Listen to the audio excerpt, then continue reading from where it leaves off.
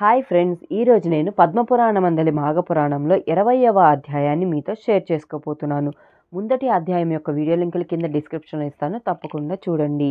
వీడియోలోకి వెళ్ళే ముందు ఒక చిన్న రిక్వెస్ట్ ఫ్రెండ్స్, నా వీడియోని పూర్తిగా చూడడం, లైక్ చేయడం, షేర్ చేయడం, మీ ఒపీనియన్ నా కామెంట్ రూపంలో తెలియజేయడం మర్చిపోకండి.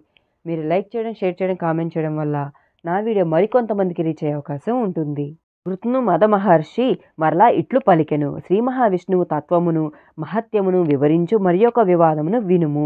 బ్రహ్మ రజోగుణ ప్రధానుడు, శివుడు తమోగుణ ప్రధానుడు కదా. వారిద్దరూ ఒకప్పుడు ఎవరికి వారు తామే ప్రధానుడని అనుకునిరి. సర్వలోకకర్తను, దేవతలకిష్టుడైన అధిపతిని నేనే, మరి ఒకరు నాకంటే ఉత్తములు లేరు అని ఎవరికి వారే అనుకునిరి. ఎంతకాలం గడిచినను వారి వివాదం ఆగలేదు.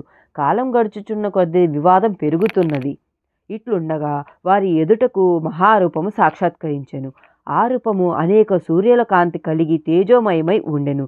అనేకములైన ముఖములు, నేత్రములు, బాహువులు, పాదములు కలిగి సర్వవ్యాప్తమై తనకు తానుగా జనించి సర్వతో వ్యాప్తమై ఉండెను. దివ్యము, మనోహరము, అనంతము అగు ఆ రూపము శ్రీ మహావిష్ణువు రూపమని వారు గ్రహించిరి. సర్వమును ఆ రూపమునందే వారు చూచిరి. బ్రహ్మ, శివుడు ఆ రూపము చెవులలో ఉండిరి.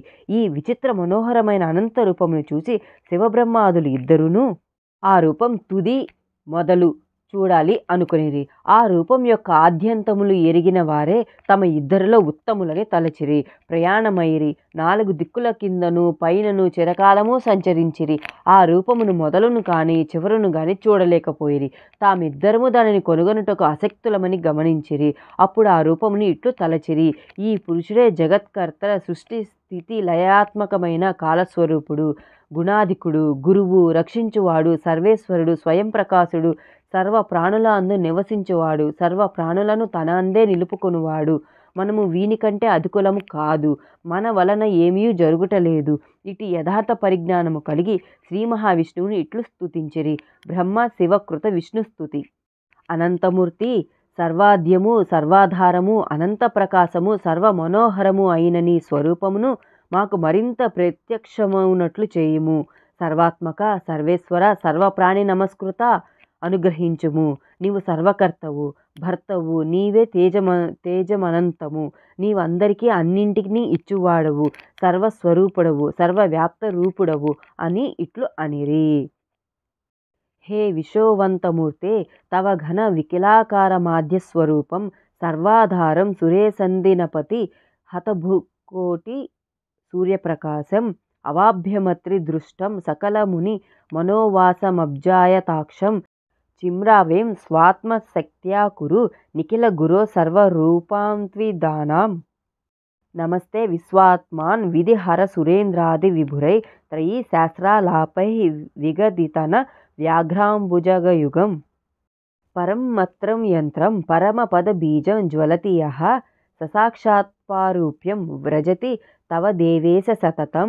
త్రిలోకకర్త్యా బివదస్య భర్తా హరే మహాద్రూపమనేక తేజాః గురుర్గుణానాం నరదోవరాణాం మహార్ణవాంబూపల జస్త్వమేరా.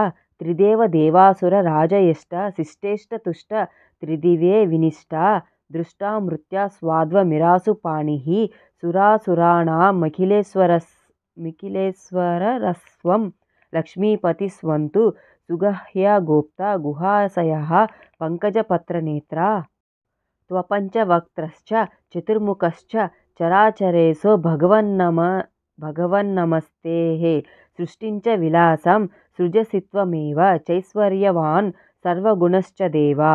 త్వమేవ భూర్భురీకృత ప్రవేశః తదాద్యాభూతం విదధాసి యతత్. త్వమగ్నిః సూర్యౌ పవనస్త్వమేవ యమో భవాన్ వైశ్రవణస్తవమేవ. త్వమేవ వసక్రస్ఫురలోకనాథః నాథాభిమస్త్వం భగవన్ నమస్తే. పరమం పరాణాం పరమం పవిత్రం పురాణకర్తారమనం తమాశ్రయం.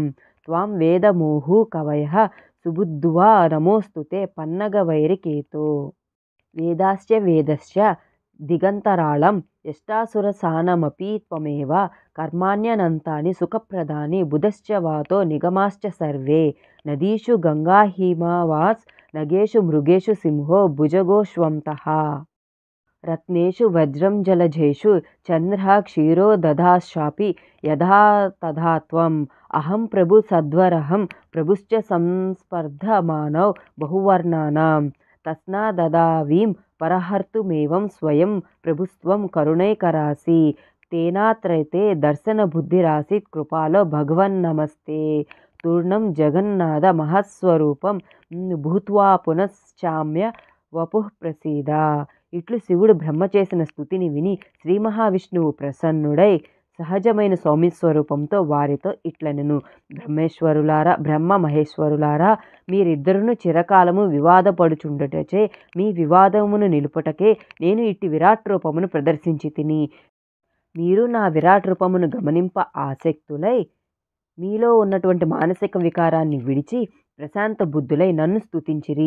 ఈ వివాదమునకు కారణమును నేనెరుగుదును. ఆ వివాదము ఎవరునూ పరిష్కరించలేరు. సత్వ రజస్తమో గుణములు ప్రకృతి వలన కలిగినవి. ఆ గుణమునకు లోబడిన వారికి యథార్థము తెలియదు. సత్వగుణము నిర్మలము, స్వయం ప్రకాశము, అనామయము, సుఖసంగమముచే దేహిని బంధించును, పరమేశ్వరాసక్తిని కలిగించును. రజోగుణము రాగాత్మకమే, ఆసక్తిచే ప్రబలమగును, జీవికి కర్మాసక్తిని కలిగించును, అనగా పరమాత్మ స్వరూప జ్ఞానమును కప్పి ఇహలోకమునకు చెందిన ప్రయోజనములను కలిగించు పనుల అందు ప్రవర్తింపచేయును. తమోగుణము అజ్ఞానముచే కలుగును, అది జ్ఞానమును పోగొట్టి మోహమును పెంచును. దీనిచే పరమాత్మ జ్ఞాన ప్రయత్నము వెనుకబడును. దీని వలన ప్రమాదం కలుగును. ప్రమాదమనగా చేయవలసిన దానిని మరచుట, ఆలస్యము అనగా చేయవలసిన కార్యము తెలిసినను శ్రద్ధగా సరిగా లేకపోవుట, శ్రద్ధాలోపముచే కార్యనిర్వహణ శక్తి లేకపోవుట జరుగును. నిద్ర అనగా నీ అజ్ఞానముచే చేయవలసిన దానిని వీడి నిద్రించుట. కావున ప్రమాదాలస్య నిద్రలు తమోగుణ జీవితములు. జీవగుణ త్రయబద్ధుడు కాక పరమాత్మ చింతన చేసిన మంచిది. నేను దీనిని పొంది తిని, దీనిని పొందగలను, నేను చేయగలను, నాకెవరు సాటి. ఇట్టి బుద్ధి ఆలోచన రజస్తమో గుణముల ప్రభావము. మీకును ఈ గుణ ప్రభావం వలన వివాదం కలిగి పెరిగినది. మొదట అంతయు చీకటిగా ఉన్నది. పంచభూతములు అప్పటికి ఏర్పడలేదు. అప్పుడు నేను సృష్టి చేయుటకై మొదట బంగారపు ముద్దవలే ఉంటిని. తరువాత నవయవములు ఏర్పడినవి. తరువాత మన ముగ్గురం ఏర్పడితిమి. మనము ముగ్గురము సృష్టి స్థితి లయములకు కర్తలము అయితిమి. బ్రహ్మ సృష్టికర్త అగును, నేను పోషకునిగను, శివుడు లయకర్తగాను మనము ముగ్గురము అయితిమి. కావున ఒకే దాని నుండి వచ్చిన మనకు మొదట భేదము లేదు కదా అని బ్రహ్మకు శివునికి శ్రీ మహావిష్ణువు తత్వమును స్మృతికి తెచ్చెను. మరియు బ్రహ్మతో ఇట్లనెను. బ్రహ్మ, నీవు స్వతంత్రుడవు, నిగ్రహానుగ్రహ సమర్థుడవు, సర్వ ప్రాణులను సృష్టించిన వాడవు, దేవతలకు ప్రభువు, వేదములకు స్థానములు అన్ని యజ్ఞములకును అధిపతివి, సర్వలోకములకు సంపదనిచ్చువాడవు, సర్వశక్తితోడనే పరమాత్మ యోగము నందిన వాడవు, సర్వరక్షకుడవు, నా నాభికమలమునందు బాలార్కుని వలె ప్రకాశించుచుండేవాడవు. మనకు భేదం లేదు. ఏకత్వములోనున్న నేనే అనేకత్వము నందితిని. మనమిద్దరము ఒకటే. నీవును నా వలనే సమస్త దేవతలకు పూజనీయుడవు అని బ్రహ్మ మనస్సునకు నచ్చునట్లుగా తత్వమును బోధించెను. అది వృద్ధమద మహర్షి జహ్నుమునికి విష్ణు సర్వవ్యాపకత్వమును వివరించెను. 20వ అధ్యాయం ఇంతటితో సమాప్తః. శివుడు బ్రహ్మదేవుడు ఇద్దరు విష్ణుమూర్తిని స్తుతించినటువంటి శ్లోకాల్లో అక్షర తప్పులు, ఉచ్చారణ తప్పులు ఉంటే నన్ను మన్నించగలరు. ఇవి నేను మీకు చదివి చెప్పేటప్పుడు వచ్చే ఉచ్చారణ తప్పులను కూడా మన్నించగలరు. మీ అందరూ కూడా మాఘమాస స్నానాన్ని ఆచరించి విష్ణు పూజని, మాఘపురాణ పఠన శ్రవణాన్ని చేసి విష్ణు కృపకు పాత్రలు కాగలరు.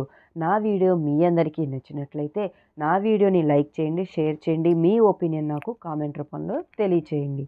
Thank you for watching.